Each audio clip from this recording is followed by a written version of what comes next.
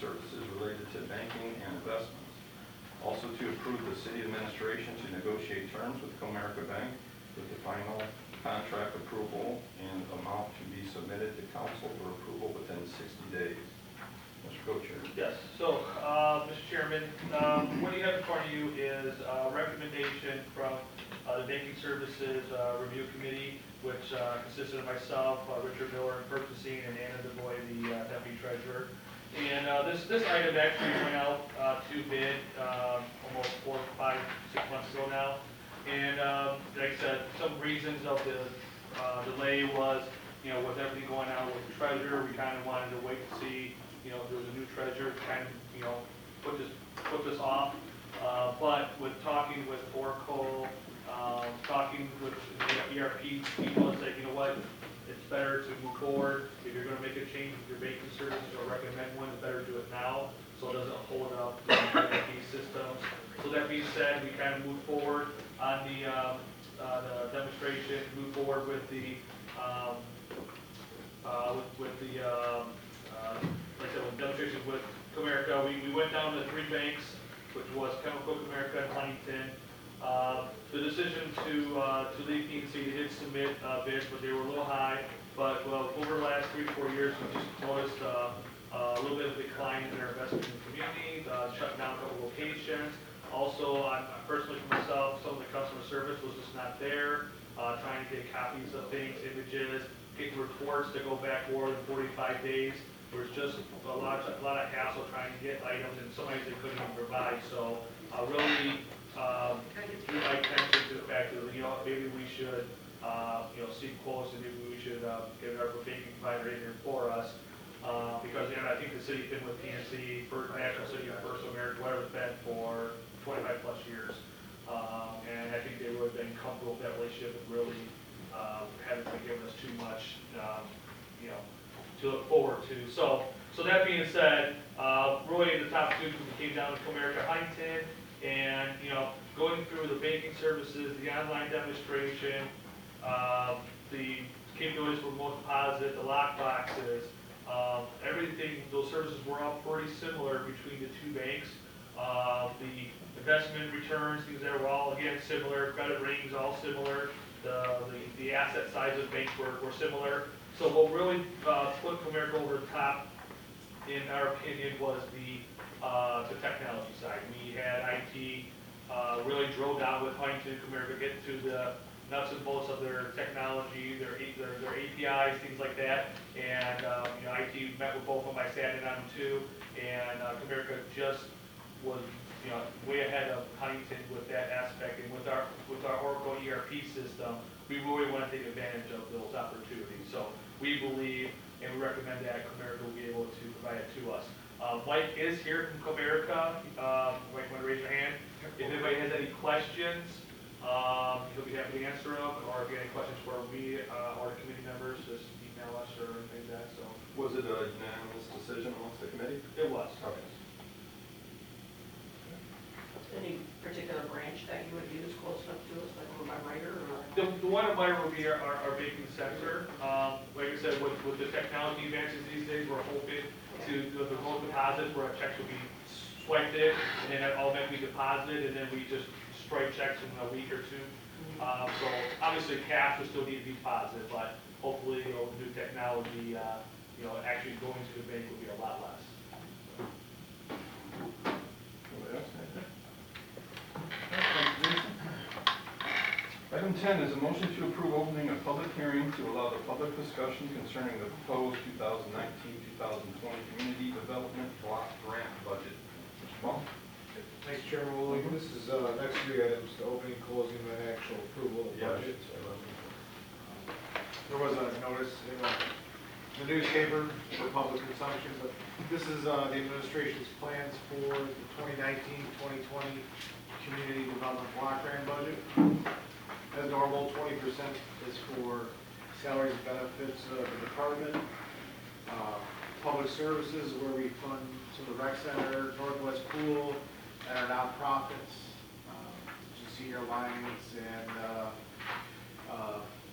Beaumont Teen Health Center, some of those types of nonprofits. Housing rehab, we reduced the number, like I said in the previous meeting, we are very heavily funded right now from previous years. And we've also got a lot of proceeds from sales coming back into the program as program income. Park improvements, we're gonna keep continuing park improvements like we are with Northwest Park. We've targeted a couple other pocket parks that need substantial upgrades.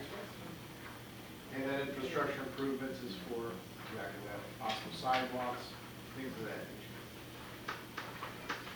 And that makes up the annual, grant is for $474,480. You say you targeted other parks already? Yeah, like one is Homestead over there behind Myers. It takes in a lot of water. We're looking to possibly do some drainage there as well as upgrade it. It's very aged, depleted looking, kind of like we did with Zug Park, Loosen the Burn, Northwest Park.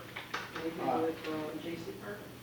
We have talked about some improvements at J.C. Park. I've taken some calls from residents as well. But that's not in the community development block grant neighborhood. Oh, okay. But it is a handicap park, so there are some things that we can possibly do. Well, it is a handicap park, but it's not a handicap park. Right, It's but not like we it used to be when it first. We would want to take advantage of that distinction and be able to do some stuff for ADA Right. clients. Right. Thanks. Mr. Chairman, just going back to the Homestead Park, quite honestly, I think any project we did there would likely chew up a significant amount of the budget. I think that park would need to be almost completely tore down or ripped out. I'm sorry. It's kind of like Superior and Telegraph. Yeah, Superior and Telegraph, kind of like where Taylor Chevrolet is right there, like just on the other side of Superior from them, Okay. like 2 blocks off of Telegraph. Okay. It's so low, it needs to just be gutted, built up, new drainage, and then a new park installed, basically. Now, it's small, but there's still an extensive amount of work to be done there, and that's kind of on our next targeted list. Depending on the outcome of that, then we would look at some other opportunities, but that one is almost a complete tear-out. It's probably gonna be one of the biggest challenges just because of the elevation. When it rains, I mean, Guido can speak to it, they can't cut the grass for weeks there. Last part you can talk, you can literally get bush mowers over there. Does the neighborhood like support that park? I They mean, is there? do, not very younger, it's not a startup, younger. Yeah. Okay, so good. Yeah, no, that's what I wanted. And it's kind of the only thing to do back there also. I can't picture it. I'm trying to think. Yeah, It's a pretty small park. It's small, yeah. Think about when you was walking and talking, knocking doors. I still can't. I can't remember what I did. Anybody else got any questions? Okay, thanks, Jeff. So that's 11 and 12 as well. Yes. So we're going to go to motion 13, is motion to approve authorizing the mayor to sign purchase agreement on behalf of the city of Taylor for the sale of parcel ID number as read for a total amount of $1,000 for the attached document. Proceeds go to general fund. Mr. Paul? Mr. Chairman, this is a demolition site on Fellrath that we got on the second right of refusal last year. It was a blighted, dangerous building, so we demolished it with CDBG funds. And the neighbor put in an offer, our neighbor was not interested, so they would use it as green space. And it is a non-buildable lot, 40 foot lot.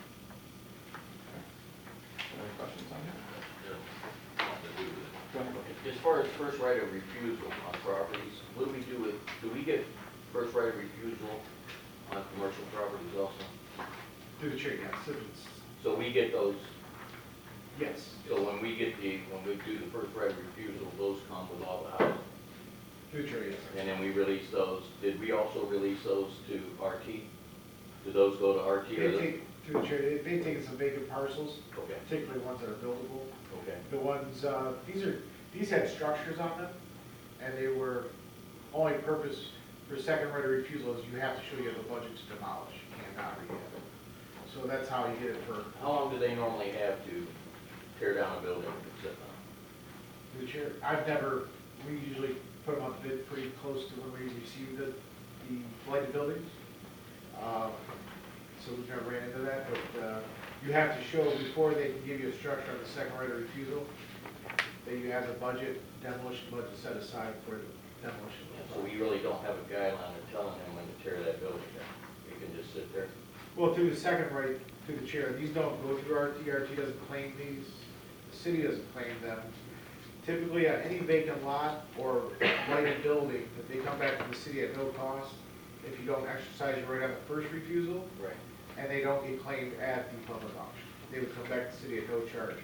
So if there's a structure, they want to see that you will be demolishing that building. Okay. Any other questions?